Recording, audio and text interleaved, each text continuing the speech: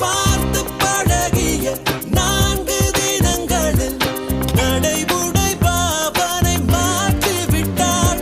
சாலை முனைகளில் துரித உணவுகள் வாங்கி உண்ணும் வாடிக்கை காட்டிவிட்டாள். கூச்சம் கொண்ட தென்றலா இவளாயுள் நீட விட்டலா